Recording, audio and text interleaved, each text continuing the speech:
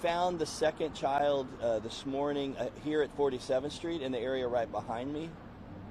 At about 1 in the morning, a person found the body floating on the shoreline, called 911. We arrived, the police arrived a little bit before us. They removed the body from the water.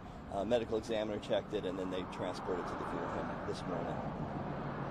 Do you have contact with the family? How? Sorry? How's the family? We have a group that's really wonderful called Survivor Support Network that provides aid to families in this type of situation. They've been with them constantly since this happened. They found them lodging, food, counselors, translators, clergy that match their religion, like all that happens with this group. And so they reported the family has sort of been doing okay. The story for me and for my staff has been very difficult because it's this American dream story. Like the family came from Honduras, the husband and wife. They worked for a couple of years to prepare, and they were able to bring the two twins up from Honduras just recently, a couple of months ago from what we understand. And they came here and they went to the beach, and the two twins died in the water here in Galveston. It's also really tragic for us because it happened the weekend before we start staffing lifeguards in lifeguard towers. We provide emergency response year-round. We do patrols year-round, but there's nothing as effective as a lifeguard in a tower to keep people away from those piers or jetties where we always have rip currents. Even on the calmest days, there's a little rip current there. And this drowning, this double drowning, we believe happened in a rip current just on the west side of the Pleasure Pier, which is a pretty strong rip current, usually. But that's 80% of our rescues happen in or around rip currents as a result of rip currents, and we assume that's the same with drownings and near drownings. Now, where was the boy found? Was he near the jet, near 47th Street jetty, 51st Street jetty in between? I don't know exactly where. It wouldn't have come in right next to the jetty because we have a rip current, and the body wouldn't have floated against the rip current. My assumption is it's just a little bit down on the other side of this pier, but I can get that information for you if you need exactly where it was. We are about 1.5 miles from the last seen point, and so the first child refloated pretty quickly and came in only a couple of blocks west of where the drowning happened. The area behind me is a little bit more distance, but it's been a little bit more time, and we've had a really gentle east to west current during this whole process, and we've also had onshore winds, which made the search very easy. We knew the area was going to be a very limited amount. We just needed the body to refloat to be able to find him. And finally it refloated so we can help the family find a little bit of closure, hopefully. Yeah, spring break is around the corner, and I believe, now you have to be ready, more than ready, because we're going to have thousands of people here on the beach, in the next week. So how are you going to prepare for this? So the way that we have to prepare, and we really have to be, to use everyone's favorite and not favorite word right now, is pivot. But we have to switch our concentration on this tragedy and searching, and we have to immediately switch directions. We have on a busy weekend in Galveston between 300,000 and 500,000 people that come down to the beach. In a year, we're looking at probably this year more than 7 million. I mean, we were looking at 7 million last year visitors to our island, and so we don't have time to dwell on one thing. We have to move quickly, and so we have a whole formula. We've been doing this a lot of years. So we have a lifeguard academy starting Saturday. We have tryouts Saturday morning if anyone's interested in becoming a lifeguard and joining the team. But we've also been training our full-time staff for a couple of months now, gearing up for this, because they're the instructors, they're the ones in the trucks, they're the supervisors, and so we've been doing that. We're going to run a scenario with the police department, an active shooter scenario, just trying to cover all the bases before this season really gets kicking. I think this might be one of the busiest seasons Galveston's seen if we follow the trend, and we need to be ready for that, and we will be ready for that.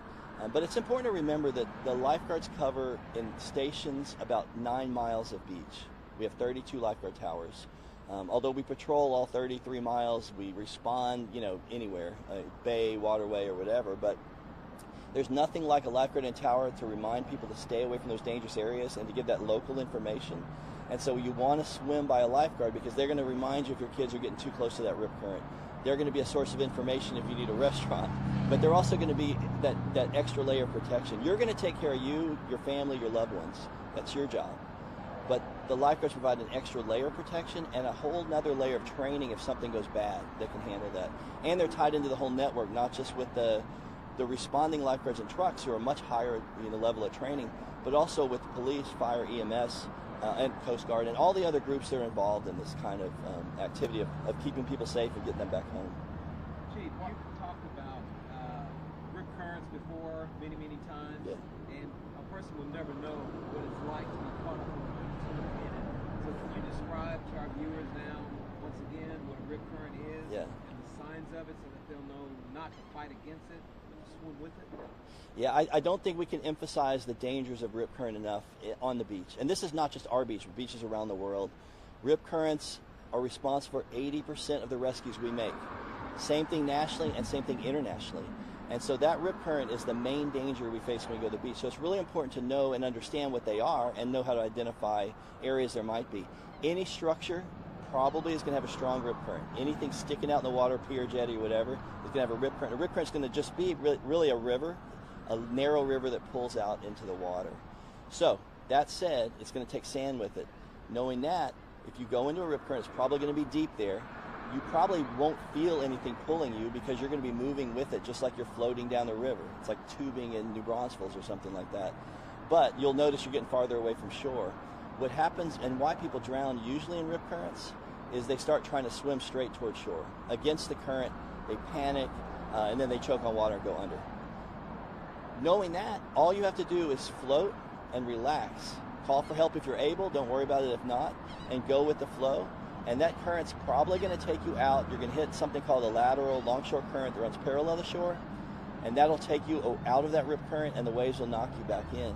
If you're a super good swimmer, you're super comfortable out there, surfer, whatever, all you need to do is swim parallel to shore away from breaking waves, preferably in the direction that the lateral current's going, the one that's running parallel.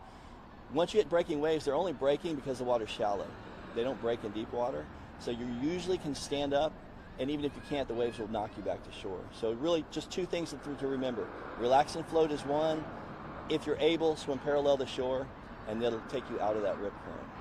If you see somebody in a rip current, please do not go in after them. Lots and lots of drownings here locally and nationally happen in 2s and 3s because we have a would-be good Samaritan that goes to help somebody else, and they get in trouble and they get overwhelmed and they start climbing on each other and they drown together.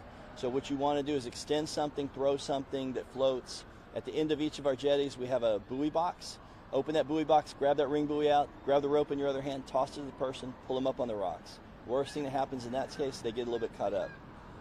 Anything else you do, you don't want to go in, you just want to get the attention of a lifeguard or call 911. We can be there within a couple of minutes, and we'll take care of it from there. Why did it take us too long to find the second body? Sorry? Why did it take us too long to find the second body? The question was, why does it take so long to find the second body? And this is something that's really interesting. So what happens when someone drowns is they're going to go underwater. It's going to be a while before they refloat. When they refloat depends on a lot of factors. It can be the water temperature, their body makeup, last meal can be a factor, all that thing. So sometimes people will refloat quickly, and sometimes it'll take a long time. Generally in the wintertime, when the water's cold, it takes a long time. It could be 2 weeks. But normally in summer conditions, we're looking at 2 to 4 days or something like that. Both of these children refloated within the window of what we would think was normal. It's just there's a lot of variety in what's normal. And so probably one was in a little shallower water and just got pushed in by the waves when he started refloating. The other one might have been deeper and then just came up farther away. The current pushed him down and came back in. So when we search with all these people, it's if in a lake we might be able to put divers in because we know the area. But in open water, there's so many conditions that the body can move so far. I mean, even this one, which didn't move that far by our standards, still went a mile or two, before it came back up. And so you have to realize that that's a lot of area.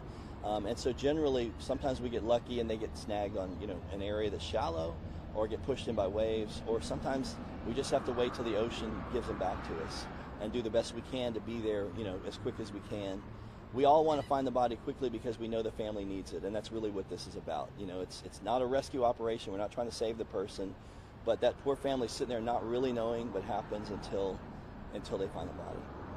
Now, to tag on to that question about spring break, are you going to have your lifeguards during spring break going forward a little bit more aggressive on their whistle, pulling people back in from going out too far? Is there more measures going to do that? So, if I understand your question, will the lifeguards do something different because of this drowning? Yeah, they're going to be a little bit more aggressive pulling people back in. The lifeguards always do, I think, what the best standard is. And so we don't change what we're doing because we have a drowning, because we never want there to be a drowning, so we're already doing those things. And so what we're going to do is what we always do. We take the lifeguards that we have available. We're going to pick the areas with the highest concentration of people and the highest risk, and judging on that, we're going to fit that into our little matrix, and we're going to put them in the areas where we think they can do the most good. We're going to do the best we can with our mobile units to cover the areas that are not by there. We're going to concentrate those areas with mobile units. Example would be, we're almost certainly going to have a lifeguard at 53rd Street. That's a busy beach.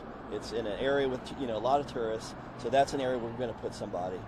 We're probably going to have a mobile patrol on the west end of the island or in some of the areas that are not as densely populated, because we may not have the staff to put them there. So we just use our resources the best we can. Do you have the name who was found first? Of the kids. Now, in Beach Patrol policies, we don't release names of children. If it was an adult, it wouldn't be a problem. The medical examiner can provide that information, I'm assuming. Okay. Anything else that you want to add about this? I think generally, I just want to say that we're looking at a beautiful spring break coming up. We have a lot of activities in Galveston. It's going to be a really fun time, I think. We would love to have everybody come down and know that we're starting our lifeguard program this weekend. You can feel a little safer. Go on our website, GalvestonIslandBeachPatrol.com, check out that safety information, pick an area with a lifeguard, and have a great time, and visit Galveston.com to know what's happening around the island. So far through the year, how many driving do you have? An average? In an average year in Galveston, we probably have 6 to 8 drownings in a year, open water drownings like this. When I started in '83, we probably had around 20. So I think the reduction is partly because people know more what to do to stay safe, and partly because we've expanded our service and do a lot more public education. But also I think it's definitely not because there's fewer people coming to the beach. I mean, 7 million people a year coming to the beach is a big number. They have to follow the rules, follow the signs, Yeah, we would definitely ask that you just follow all the safety recommendations and also the rules. We have a bunch of them, and so the back of each lifeguard tower has a list of the sort of top 10 things to remember to be safe and to be legal. So we've kind of incorporated a lot of the safety rules into our city code, and so we have a whole code that talks about how to be safe. Don't come swim within 100 feet of a pier. Don't swim more than 50 yards offshore. All that is a legal deal, and it's also a safety recommendation. So far through the year, this is the first round that we have in Galveston? No, these 2 drownings are the second and the third. We had early in the year, it wasn't a beachfront drowning, but we had a kayaker drown on the west end out in the bay earlier this year. So this is the second, third of the year.